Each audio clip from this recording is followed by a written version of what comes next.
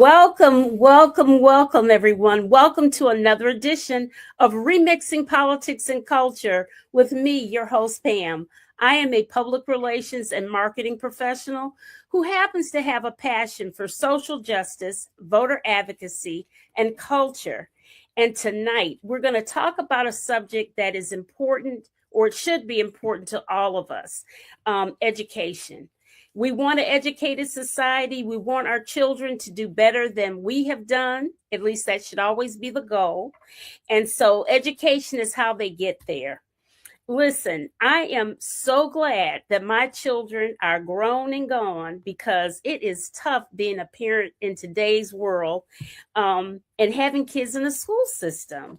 There are just so many issues and concerns, one of them being technology, one of them being, with the digital revolution, concerns about violence, concerns about so many things.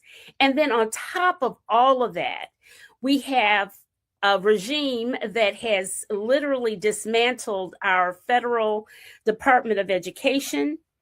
And here in the state of North Carolina, we do not even have a state budget. So that does not bode well for educators or for our children. But I am going to introduce you to two dynamic women here in the state of North Carolina that are running for school boards. And I am so proud of them because they are much braver than I am. So, and I want you all to please feel free to put your comments and what have you in the chat for us. Okay, so first up, I'm bringing to the stage Miss Christy Moore. And Christy, you can unmute yourself. Christy is a mom and lifelong advocate for public education with more than 20 years experience as a teacher, mentor, and organizer. She served as vice president of the North Carolina Association of Educators, president of the Durham Association of Educators, and a board member of multiple organizations dedicated to children, equity, and public schools. Christy's commitment to service has earned her numerous recognitions, including a governor's appointment to the DRIVE Task Force and the State Census Committee, as well as awards for community leadership and mentorship. Rooted in Durham, North Carolina, Christy is dedicated to ensuring that every child and educator feels safe, supported, and seen. Welcome to the show, Christy. Thanks, Pam. I'm so glad to be here. Thank you for inviting me. Absolutely. Okay, there's Loretta. Hey, Loretta, good evening. Okay, and next up, I have Dr. Irish Spencer. Let me put her up there. She is the president and CEO of the Spencer Group, which is a consulting firm, and she is also president of FASC, Families Against Senseless Killings. Along with her professional work in consulting, she made the time to dedicate herself to community service, so much so that she was honored by President Barack Obama, named a champion of change for her courageous community outreach and leadership to help the least of these. Her work continues to center on strengthening vulnerable communities. Dr. Spencer is a member of several boards, committees, and commissions locally, regionally, and nationally. Her 30-plus year career has given her extensive experience in developing and identifying corporate foundation, public, educational, and philanthropic funding sources. Dr. Spencer is known to many as Wild Irish Rose on 90.1 WNAA-FM, the broadcast voice of North Carolina A&T State University, the #1 HBCU in the nation.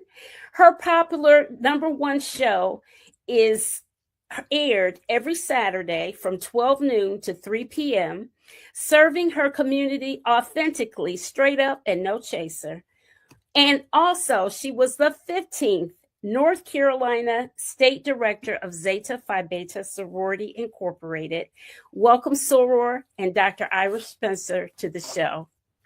Thank you so much for having me. I sound good the way you read it. Can you go with me on the campaign trail?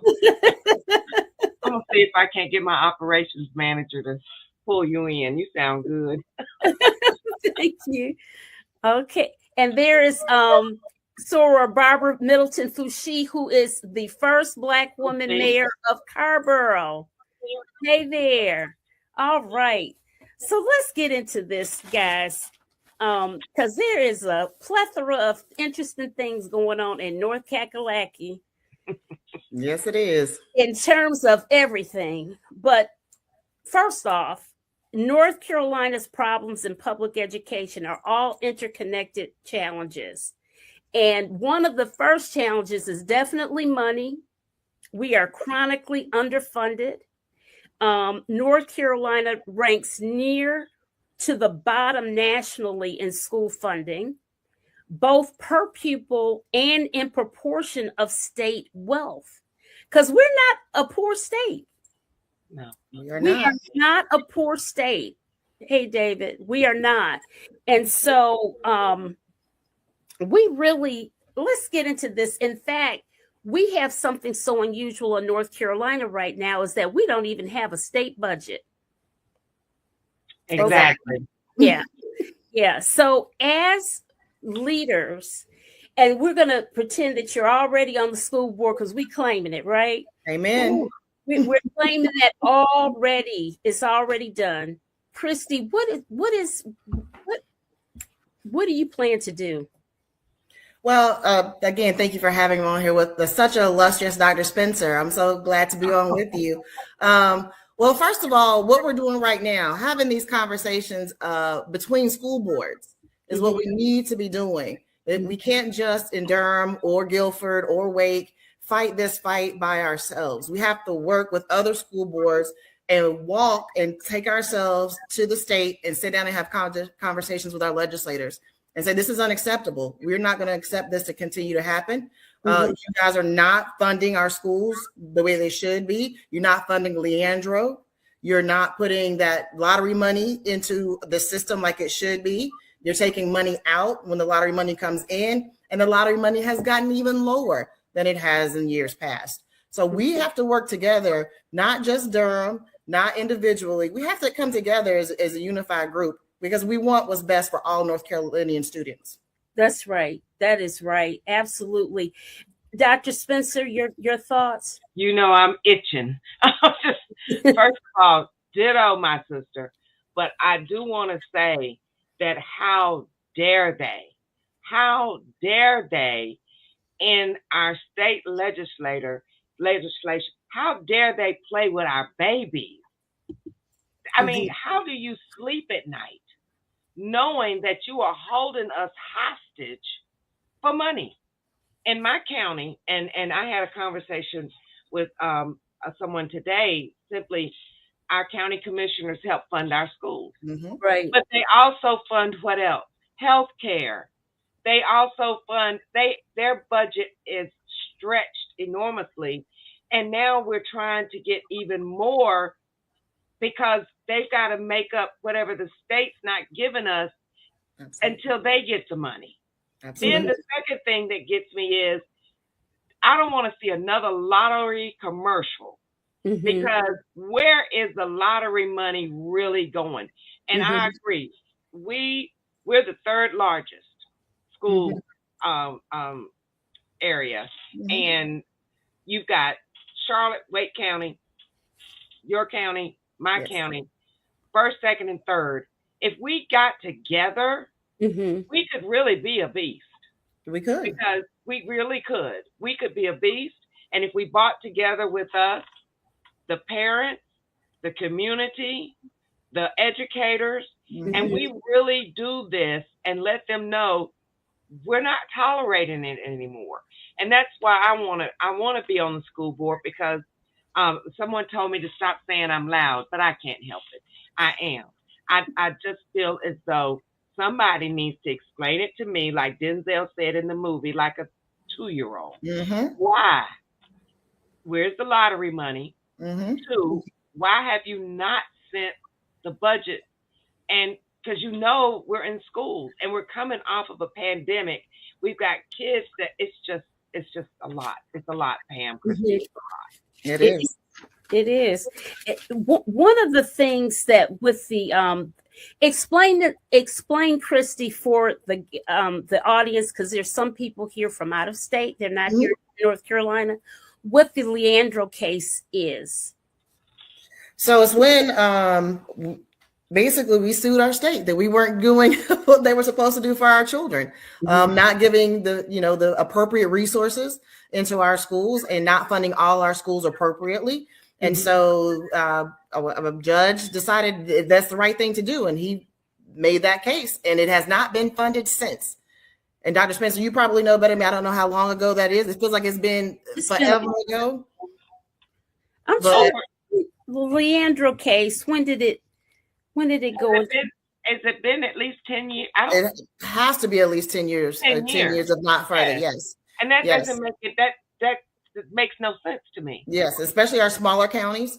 They don't have the resources they need. They can't even keep their buildings up because they don't have the tax base like a Greensboro and Durham does or a Charlotte does. And so we have to make sure that our state funds our education programs and our education. The Leandro case is a landmark lawsuit in 1994 and subsequent 1997 Supreme Court ruling declaring every North Carolina child has a constitutional right to a sound basic education. As of February 2026, the decades-long case remains in limbo, with no decision from the Republican-led Supreme Court regarding over $1.7 billion in ordered funding, leading to renewed protests. So, now, how long ago was that? I graduated high school in 1994. See, I don't even want to tell you what I graduated. I'm almost 50. I'll be 50 in March. Now, come on. That is unacceptable.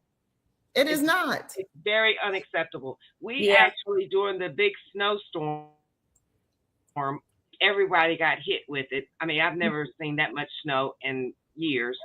We actually asked the community to please, if you could donate salt and brine to the schools. Because we could not, we used up all our budget and we've not had a budget. And so we needed help. And that is so embarrassing. And it's so not what we want our children to think that we think of them. That we don't care. Right. So And we can't get our children technology, especially some of these smaller counties. Even in Durham, there are spots that don't have technology. And we have to get them hot spots, and we won't be able to get them hot spots because the money is not being put. Yes, ma'am. Wait. Yes, ma'am. Yes, Pam. That's in Durham, in Durham, North Carolina, home of Duke University, City of Medicine, we don't have adequate Wi-Fi in Durham. So you have to realize Durham goes way out. It's very long. Yeah, because I live north and I know further north. So there's still some pockets. I mean, they have something, and you have to realize Spectrum is very expensive. Fiber is expensive. So you have to figure out if you're going to pay for food or you're going to pay for Wi-Fi, you're going to pay for food for your children. You're not going to worry about that Wi-Fi. So we, during the pandemic, gave hotspots out for our children. But then when the pandemic was over, we took those back. So some of our kids are not being able to use the technology that they have because we don't have the funds to keep some of this technology up. You know, the city was giving away hotspots. They were giving away for a full year. And they were doing so in the Department of Socials in the Human Services building. It was last year they were doing that, last summer. So I guess everybody, I don't know. But the parents have to know that's happening. Right. And a lot of the parents have to want to do that. Exactly. You've got some parents that are, and for lack of a better word, slack. And, they feel as though I shouldn't have to go down there and get that. I shouldn't have to do that. That should be, and it should be given to their child to bring home. During the pandemic, when that hit, everybody was freaking out because, okay, great, we've got laptops for these children, but some of them didn't have, so we had to take school buses and park them strategically in neighborhoods so that those neighborhoods could get internet. So it was so different. And from that, we learned we need to send hotspots home with these children. But we all know that technology changes like tomorrow. Absolutely. Yeah, it does. It sure does. And if you don't help your child keep up with this stuff, or you've got children being raised by grandparents that have no clue what this is, even how it operates, that's where we need to pull in the community. And I'm going to call them out, the D9, our Divine Nine organizations that all say that service is one of the things they do. I think that this is something that our Divine Nine should get behind and help us with. Absolutely. Absolutely. So one of the things that I noticed, Christy, this question is for you. And it's going to become a problem technically for you, Dr. Spencer, later, according to ChatGPT, when I was doing this little research thing, is that we have lost in Durham, they have lost about 1,000 students. Yes. And I have an attitude about this charter school situation and my tax dollars going to what I feel, not that they claim that they're public schools, but how are they public schools if they're not incorporated into the public schools where my tax dollars I thought was going to? Right. Okay. Exactly. So Durham has lost 1,000 students. Yes, ma'am. And the problem with that is that the money is connected. Yes. Your money from the state that you haven't gotten anyway is connected to your numbers. Right. How do we fix that? How do we? Well, so just let you know a little bit about charters, right? So charters began as a lab school for educators, for public school educators. So it was to have some place where we could go and learn and then bring back the greatness that goes on in charter schools, right? But what they found out, you can make money. So then all these charter schools started popping up, and then they had all this money from corporations and other places and business people. And so they could do the shiny things, the shiny communications, all this kind of stuff. So what happens is they take our children from our public schools. They are there for 10 days.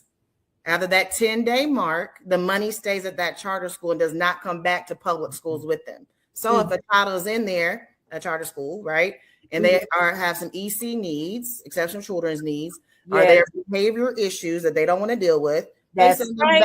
They send them back to the public school, and the money didn't go back with them. Doesn't go back, but we still have to service them as if we have the money. Right. So that's the problem. So what we have to do here in Durham, first and foremost, we have to talk to those parents who have left us and have a conversation as why they left. Right. We need to understand that. We know the parents. We know who's zoned to come to our schools. We can do that. People just are maybe afraid to have those conversations. And then we have to put out our story. We're allowing the outsiders and other people to do our story instead of Durham Public Schools telling our story and having a strategic communication plan to do so. So the only things you hear about are the fights or the lockdowns and all this other kind of stuff, but you don't hear about the phenomenal things that are going on in our schools. Now, I've been hearing it only because, and I'll tell you why, because of the work that I do in social media stuff. And so the comms team has been putting those things out. I think it has to, beyond social media, though, it's like it has to be totally integrated. And sometimes you cannot get those spots on traditional media. Absolutely. But even our website is not user friendly. I have gone as a parent, as a former educator in Durham Public School, as an educated advocate who doesn't, I can't find stuff on the website. And the stories are not on the website for families to see. Our realtors don't know the greatness that goes on in our schools. So when they're selling houses, they can't tell them the greatness. So those are the kind of things. In the Cary, they'll figure we'll just go live in Cary. Yeah. One of the things I'd like to say in Guilford County, we got that charter school problem, but our schools are full of our Black and brown babies. And that is, we've got a total of 67,620 babies. I call them all babies. I don't care if you're 18 years old. You're all my babies. Right. And we've got a total of about 120 schools. But our classroom teachers are about 4,500, but that puts us at a 15-to-1 ratio. And that's a little rough on a teacher. And I think that is something that they're really feeling. Also, I'd like to say, though, but our graduation rate is very at 92.1% right now and has been constantly higher than the state average for over 10 years. I saw that. I saw that. And I was like, because when I was looking, I thought, wow, well, y'all better go there and get Guilford County. So what we know what you're doing to get that high graduation rate. That's excellent. Well, what I've started doing during my campaign and doing research before jumping into this big lake is Did You Know? And my team puts together, after every school board meeting that we go to, we do a Did You Know? And our newsletter, and we send it out. And for example, our school bus drivers. Yes. We need school bus drivers. We're down 58 drivers. Right. I saw that. Did you know that if you go and get your school bus driver's license, it's like getting a CDL? It is. So now a CDL is extremely expensive if you go to truck driving school. But if you go learn how to drive a school bus, they're going to give you a CDL license. You need to tell the community this. You need to tell the community what we need. You need to do a Did You Know?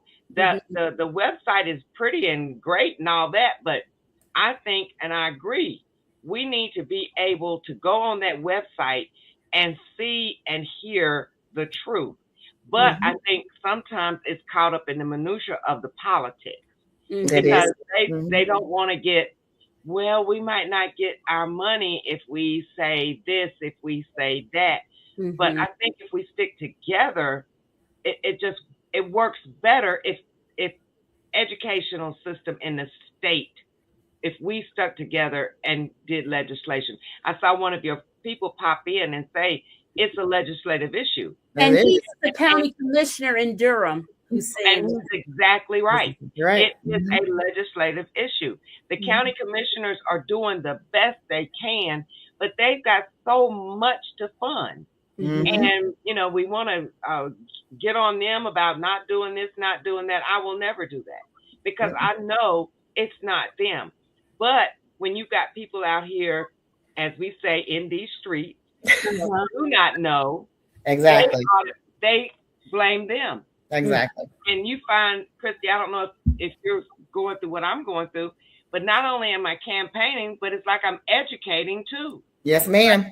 Absolutely. I'm having to educate these people to tell them, stop saying the county commissioners and the school board are not getting together. No, we're together.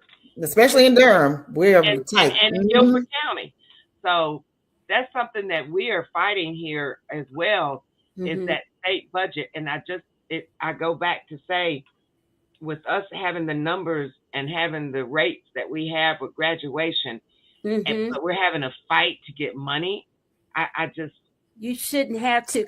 What I was reading about you guys in Guilford County, one of your bigger issues was a lot with infrastructure and the buses, having enough bus drivers and infrastructure, that a lot of your buildings are old. You need to get a lot of renovations and upgrades and things like that. So I mean, who would want to send their child to a school in the summer, no air, in we the winter, no can't. heat? Mm-hmm. I mean, some of the schools may have still asbestos. Some of the schools, they're just lacking, and they need repair. Right. But it's like sending your child to a babysitter that Mm-hmm. lives in something with no water and a condemned sign on the front door. You would Mm-hmm. never do that. Why would you want to send your child to something all day? And yes, Yeah. that's what we're fighting. Right. Absolutely. We are too in Durham. We're fighting the same thing in Durham. Yeah. The Mhm. but the infrastructure with fixing up buildings and that type of thing. What is Yes. it going to do? Speaking of that, we've got the whole new Northern High School in Durham. Yes. Yes. What are you going to do with the old one? Do they know yet? That, from what I understand, they do not know yet. That is being used to some degree. I think the culinary school is still doing some cooking there. Mhm. So there is some use of that building. And also with DSA, that will be not in use after this year or the next year. Mhm. So there are going to have to be some real discussions about what we're going to do with that building. I just don't know yet because I don't know who owns the building. I don't know if it's the county or if it's the school system. I'm not sure exactly. So I need to get into that budget and really look and see what's going on. But we need to make sure that if we're going to use it wisely. Right. What about you, Irish? Do you guys have Yeah. situations like that where We've got actually some buildings that they're looking at selling, Mhm. and I hope they are able to sell them before the legislation or even our national government decides to come down and turn them into ICE villages. Oh my God! I mean, Just that Oh my right there God. has been circulating. We've got a Hebrew campus here that they wanted to turn and use as a place to hold people that may be arrested with ICE, hold children, hold. I mean, it's just, I didn't it's even a think lot. of. Oh my God! Oh Yeah. my God! Oh. Whew. I got to read this one comment that she's an educator. Let's see. She says, I'm an educator currently teaching at NC Charter for the second time. I believe charters are good when they are not exclusive, meaning they offer transportation and meal opportunities. Okay.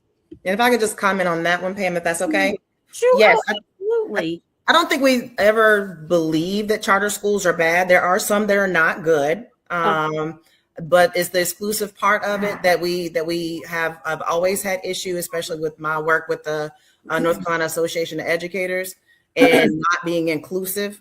And then the vouchers were not being honest about how they were going to be used, and they were giving vouchers to our children who were coming from low socioeconomics, but their parents couldn't get them there. They weren't being fed when they got there. Right. And then you can't compare charter schools to public schools because this apples and oranges. You can't do that. So there are some great charter schools out there, yes, and there's some places that are good for some children. Right, and but the thing is who's running them? Mm-hmm. Are they getting a chance to deal with the same rules that the public school is? Because and if they send the child back, the money needs to come back. The money needs to come back. Don't do that. Take the money, especially with these behavioral kids and see children and whatnot. Absolutely. That's just not right. It's not right. One of the key things that we often forget to talk about when we talk in education, because it's so many issues, but the teacher retention and recruitment. Now, because North Carolina is 43rd in pay, we have, even South Carolina beats us, y'all. We're in severe competition with Virginia, Maryland, DC, of course, Tennessee, and South Carolina. I was surprised, South Carolina. I was surprised. But you know. When you look at Virginia, and I don't know if it's still, I need to research this, but you don't have to have that teacher's exam. It used to be that you didn't have to pass that big exam to teach in the state of Virginia.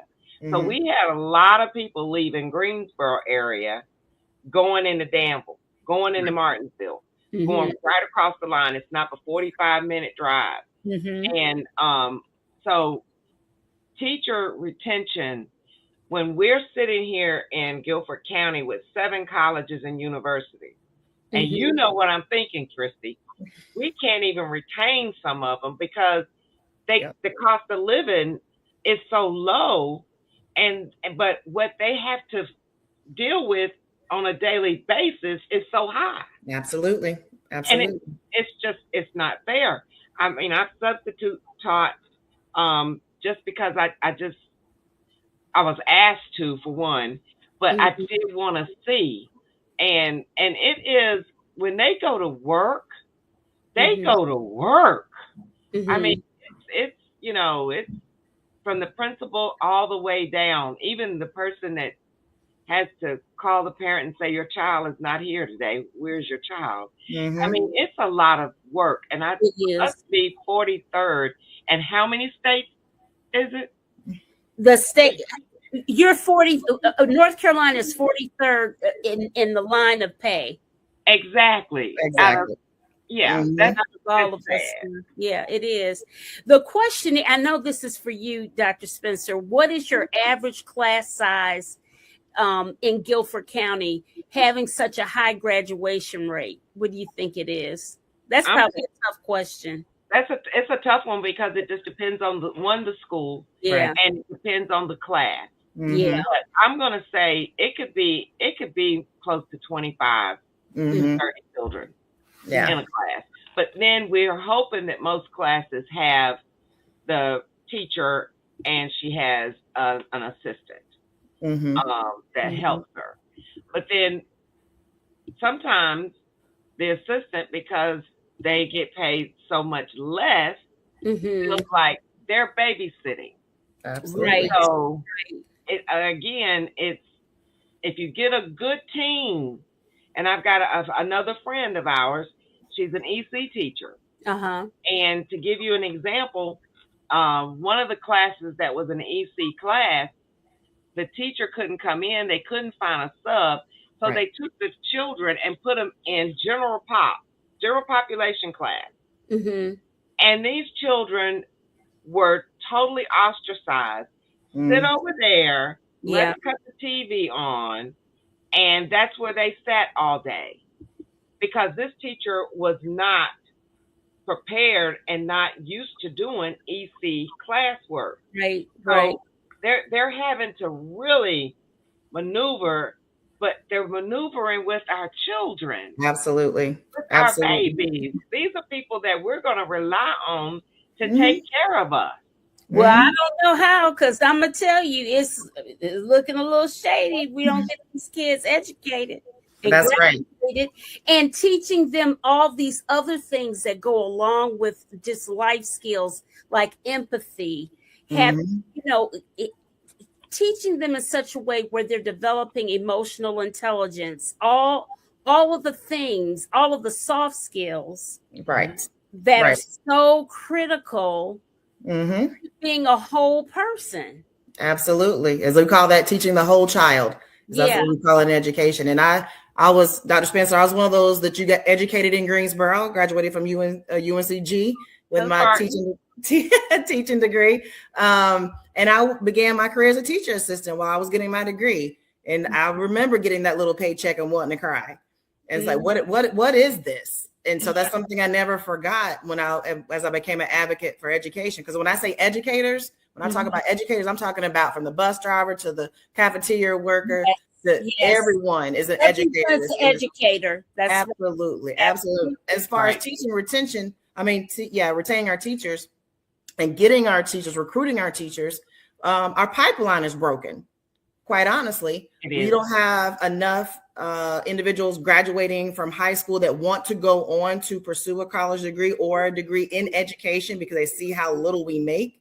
We have a teacher cadet program that is very viable and wonderful. I know Forsyth County has used it a lot. And so some of those children that learn about being an educator in high school continue on to be a teacher. And then they go back to Forsyth County because they grew them into the educator that they are. So that's one thing I want us to do in Durham. I've been preaching that for years. So hopefully when I get on the board, Yes, we can implement. We can and you're going to implement share that. some of that with me when you Yes, get on the ma'am. board. Yes, when ma'am. you both get on the board, what I want, let's say this right here on this show, I want you guys to somehow, with these boards, have that communication between the two of you. Oh, it's done. Cross county and make it happen, because that it's going to be a together effort that's going to move this these people. We have got to, you guys, we got to come together. In my belief, nothing happens by accident. So there's a reason we're both on here together. Exactly. And nothing happens by accident. And so we really have to work together to make this thing happen. And we have to stop working in silos. And that's in Durham with our advocacy groups, the NAACP, our teachers association, everybody. We got to push this thing together and make it work together. Right. One of the things that I really want to push is when you send a child home on suspension.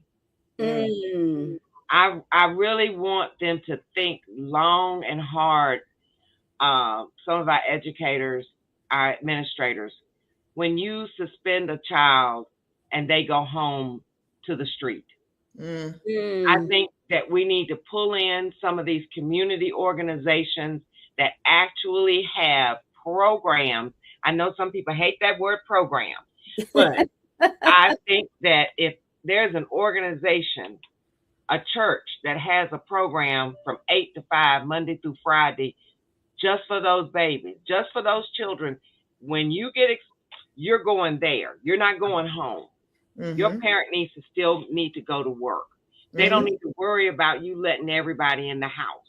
They don't need to worry about you joining a gang. I think that that's where I want to pull community in so that we can all be responsible for these babies. Absolutely. We need to all figure it out. I also feel like, and we have a great program in Guilford County, but I really think everybody is not college material.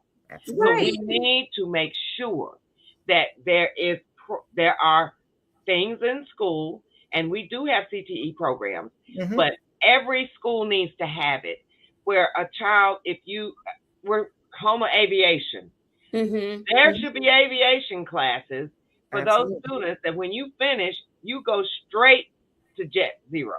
You go straight to some of these companies. Construction classes, HVAC. Right. HVAC, honey, you be paid all day long. You make more than teachers. That is true. And if we think about public schools started as a community. That's right. And we've lost it because we put politics in it. We've done all this. We've pulled away the community part, and our children are suffering because of that. And so we have to bring that back together. Here in Durham, we have so many resources. We've got Duke, we got NCCU, we've got UNC up the street from us. We got businesses galore, but we don't tap into it. And we have to tap into schoolers, when they got to know that, okay, I'm not going to Duke, I'm not going to A&T, but I can get a certificate for OSHA, and I can go around and do that. Absolutely. I think that we need to really take control. I also think that, and this is where I'm an out-of-the-box thinker. Well, that's what it takes. In order to keep these teachers teaching, when they graduate and they start teaching, if they teach for at least 5 years, we need to forego their student loan. They don't need to pay nobody no money back. That's right. If they give up at least 5, I want 10 years, but I'll ask for 5 to start with. But because you went to college for 4, you're going to give me an extra one. But if you do that, then I think that we should forego their student loan. Absolutely. That means we've been able to retain, and they got to stay in North Carolina to teach. Absolutely. Now, you know what? And we should do that for some other professions that we might be absolutely. Absolutely. Yes. And that goes right into that high school program. We get them into college. Yes. We pay for them at the end. Right, Exactly. And we right. keep them. And that pipeline that you talked Absolutely. about that's broken, that we can keep or retain or something. Jeez. Absolutely. And prepare them for that praxis, because that praxis is a monster and it's Isn't that expensive. right? It's expensive. It's How much expensive does to take. listen, did they ever get back that rule? You know, the state had taken away the extra pay. If a teacher got their master's degree, you used to get a bump in pay. And then I thought they took it away some years ago. They did, and it's not being reinstated. Oh, it hasn't? So No, why ma'am. do you have so what gives you the incentive? They Unless didn't you're going to leave the state of North Carolina. I've got another person. She got her undergrad at A&T. Mm-hmm. She got her master's. She went and got her doctorate because she was doing this on the road, Mm-hmm. and that cut out. She jumped left and went to Maryland and is getting paid. Absolutely. Absolutely. Mm-hmm. All You of have that some is- counties that are paying for people's masters, but it has to be exactly in what you are teaching. So I taught preschool. My master's is in K-6. Luckily, I was grandfathered in because I was able to get paid for my master's. But if I hadn't been, then I wouldn't have got paid for my master's because it wasn't in preschool. It was in K-6, and I wasn't teaching K-6. Oh, That's too confusing to me. that They're is. babies. You're wanting to teach the children. You're wanting to take care of the babies. If you Absolutely. want to do this, we want you here to Right. do And we're this. in education. So why are you not promoting educators to get more education? I don't, it makes no sense.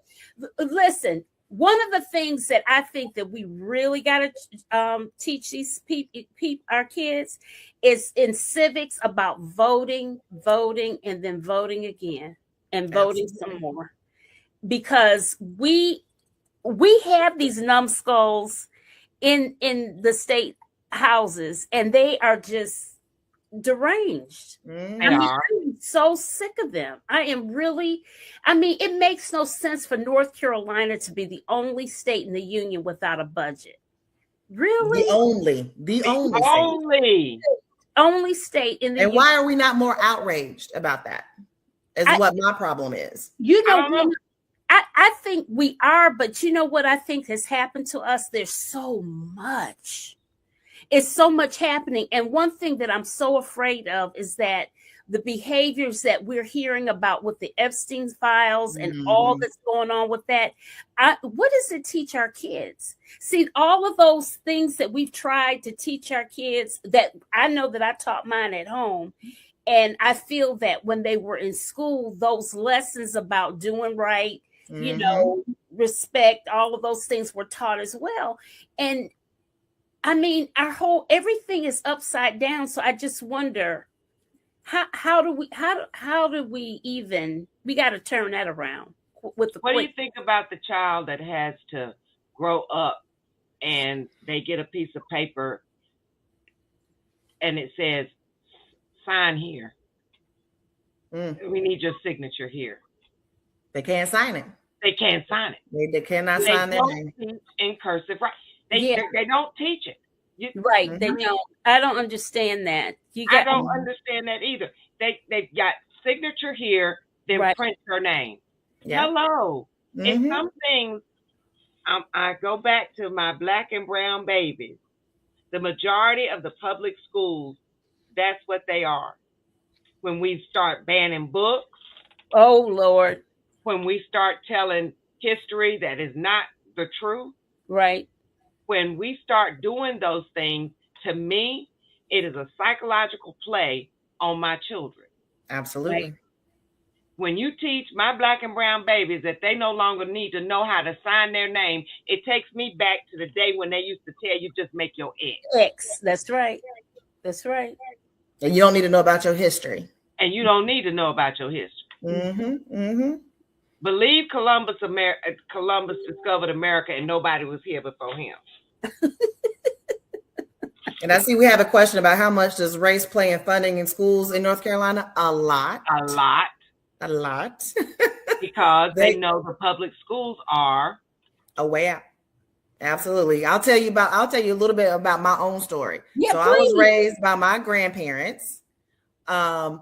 My grandfather got ill, so I had to go and live in a children's home in Winston-Salem for about 6 to 7 months, and I was adopted out at age 10. Oh. And the only reason I'm able to sit here now in this seat as a former educator is because of public school, because that's the one thing that was constant in my life the entire time I had all this trauma and all this transition were public school educators who cared enough about me to say, baby, read this book, do this work. That's the only reason. So they know that's how we're going to get our children to better places is public school. That's why the money's going to charter schools. That's why the money's going to private schools. That's why they want more vouchers, because our babies are not there. Right. And if they go there, they send them back. Yeah. But the money doesn't come back. Absolutely. Right. They stay awake those 10 days. Absolutely. And we have to wake up. If we don't, and it all boils down to voting. It all boils down to if you've got folks that you can vote for that think like us, and we can move out those that think like them, we can get back to a better way of living. Absolutely. But we have got to change Raleigh. We have got to change Raleigh. We've got to do that. Who's the state education committee? Who's the chair of the state education committee? I wonder what does she mean by that? I don't know. You're talking about the state superintendent, Mo Green? Is that what not Mo Green? Now he's state superintendent. Who's the state? That's not the chair. But who's the chair that sits on the? Well, that's a good question. Who's the chair that sits on the education committee in the state legislature? Oh, I know. Oh, I should know that. That's who they're talking about.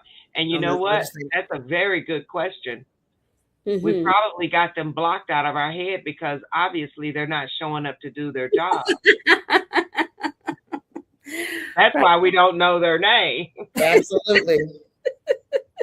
I would love to know why we're not having that conversation and what is it that they could possibly, what's the answer?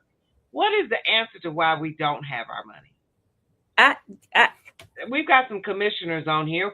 What have they told you? I mean, me and Chris they're asking, Dr. Spencer's asking you, what have they told you as a commissioner?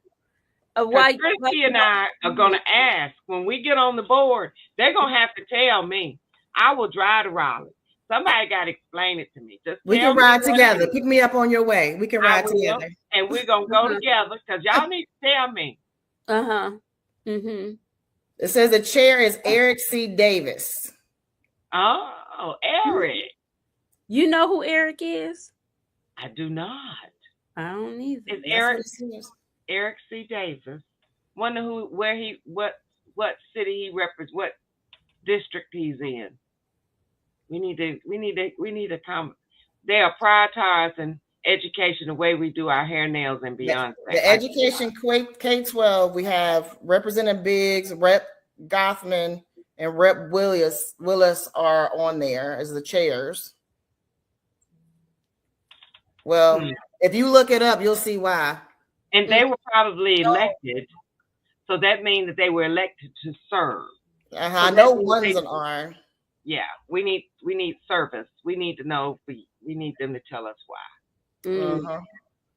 Here, Zachary says, my grandsons go to a charter school. Zachary is in the state of Michigan, and I'm not impressed with it. They don't even have homework. Now, my bonus grandson is in high school and is adjusting. Wow. What's up? And I have been hearing that where some teachers aren't giving homework or whatever. And they are moving away from that. Even in public education, some teachers are moving away from that because you have a lot of kids with a lot of athletics after school. So they get home about 8:00 after games and all this other kind of stuff. Then they got to be up for an hour, 2 hours, 3 hours, sometimes doing homework. So it's not getting done. And then there's no one at home to regulate whether it's getting done or not. And so then kids are getting zeros, which then affects their grades. So a lot of educators are actually moving away from homework because it's not really doing a lot for the students. It's just making them get lower grades, quite honestly. Interesting. Wow. That's that. That's wow. That thing that you had to practice to make sure you knew it. You know? Right. Yeah. But also you have to goes back to technology because Durham's 1-to-1. So if they don't have internet at their house, they can't do their homework and submit it because they have to submit it through the computer. Portal. Mm-hmm. Absolutely. So that's also another reason why some of the educators are moving. But it's just a lot of it wasn't getting done. So in my conversations with a lot of educators, they're like, we just don't bother anymore. Or they do it. So my daughter's a cheerleader in middle school, so they have homework hour, and then they go into practice and cheer. So what does she do in homework hour? Literally homework? Yes, ma'am. Or they can ask questions or get help, that kind of thing. Mm-hmm. I know the children that leave school that go to after school programs at the Y and places like that. They sit there. They actually have sessions where they sit there and help those children with homework. Absolutely. If they've got homework to complete. And you think about it, that new math, parents can't do the new math. So I can't do the new math. Listen, here's the thing. I saw that whole new math stuff and everything. It gets to the same answer that we did it with regular common sense. It does. It does. Why are they doing that? Why? It's supposed to be problem solving, thinking through the steps, but it frustrates a lot of our children because, like you said, they get to the same answer. Yes. Then they don't get credit because they didn't show all the steps. So it frustrates them. But in China, I don't think they're doing that. Okay. I've been looking at some other countries doing stuff, and they're not doing all of that foolishness. They're getting the job done, and they are light years ahead of us. They are. Everything. Well, see, a lot of the problem is people who come up with these things are not educators. They haven't been in the classroom. They come up with new curriculums to sell. Education's $1 billion industry that our kids aren't seeing as money, but we got to buy this book, and that's usually wrong. We have to get these resources. We got to get this technology that halfway works and halfway doesn't. It's $1 billion industry. The test our kids take at the end of the year, we pay for that. So you think about all the money that's being made off the backs of our children that are in some cases not good for our kids. And look at the stress that those kids are under to pass those tests. My daughter gets anxiety every time. Mm-hmm. And teaching to the test. Yeah. And teachers hate it. Yeah. Hate it. Yeah. Yeah. And that's why a lot of teachers are leaving. They don't want to teach to the test. They want to teach the kids what they know they need to know. Right. Right. Real life lessons. My 21-year-old told me, Mommy, I wish I'd have had financial literacy in high school. Mm-hmm. Oh, yes. Oh, yes. Real stuff. Yeah. Yeah. We have found him. We found that Eric Davis. We have found him. Yeah. And he's appointed at large by the governor. By the governor. Mm-hmm. Rather than representing a specific regional district. Mm-hmm. Or district. Well, it's supposed to be so it's not D's or R's, but it's more of a bipartisan situation. But you also have to realize they can't hardly get anything out of the legislators because of the contention. So right. When you have every time Stein puts something up, he gets chopped down. Exactly. So yeah. But children who are in private schools are still getting homework and assignments during the summer. It is making children in private schools and prep schools are becoming more advanced comparatively. I don't know. I haven't seen the research on that. I'll have to look that up because I haven't seen any research on that. Okay.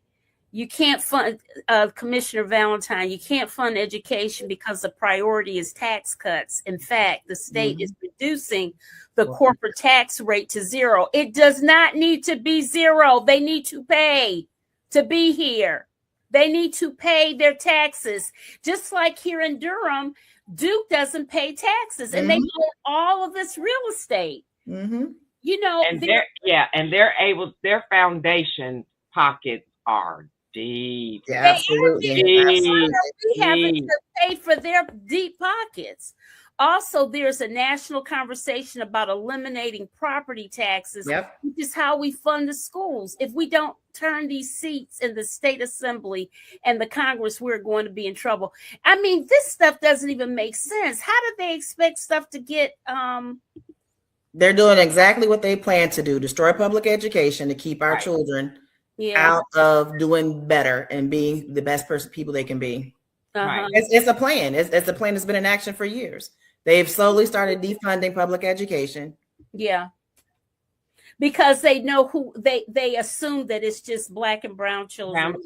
That's exactly what it is. But it's not just us going to be impacted by all of these things. No. There's so short, racism. If at the core of all of this stuff, all of these things, it's racism, and it's so foolish. Mm-hmm. I mean, you've got to be mentally ill to be that racist to hurt yourself. Mm-hmm. It's racism, and it's also about socioeconomics. You keep the poor. Who has a lot of money? Walmart. Who's putting money into this stuff? Walmart. So we have to, and who's going to continue to go there? People who have to shop there. Dollar General, dollar stores.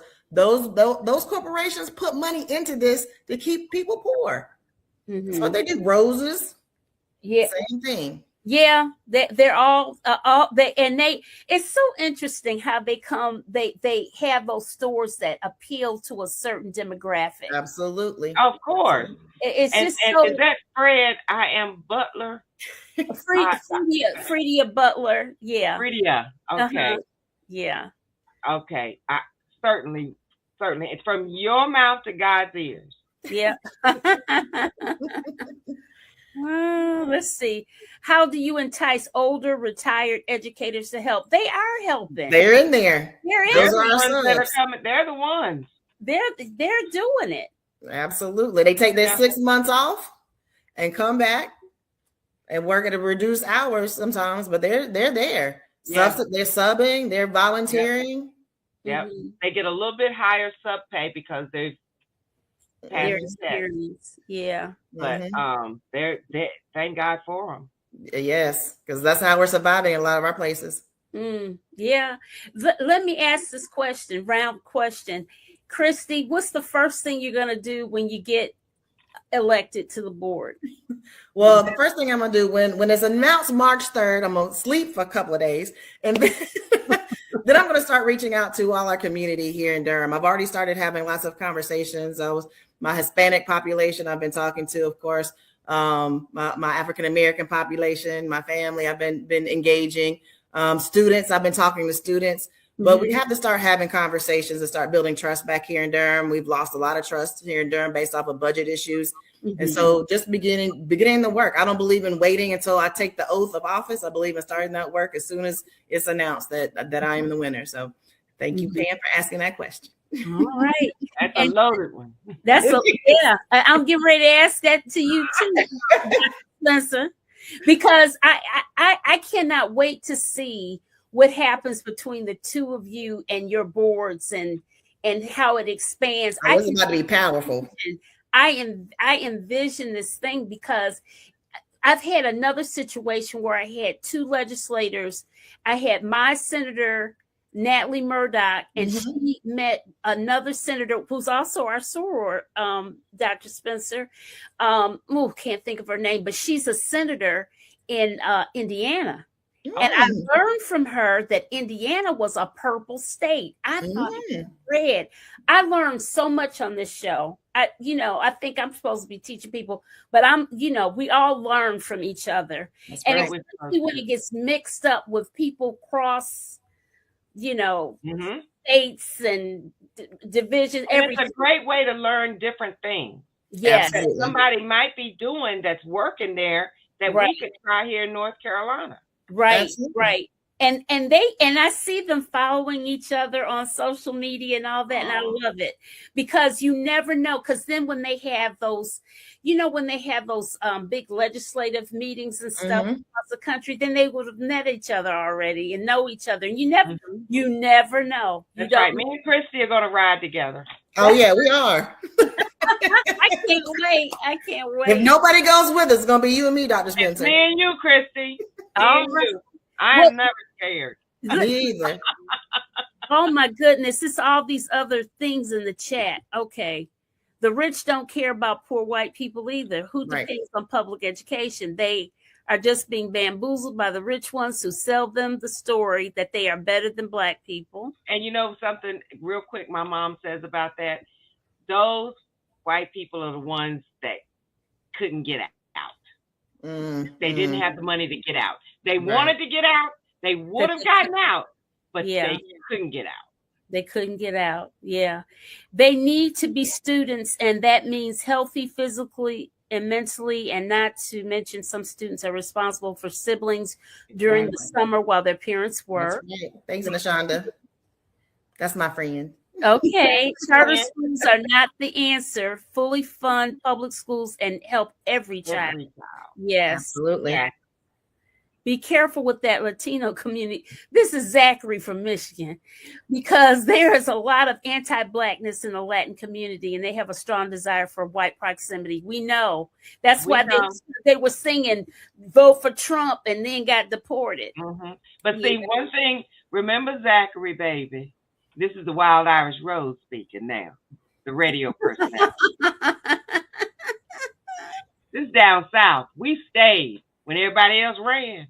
We stayed and fought. Come on, tell it. We stayed down here and we fought it.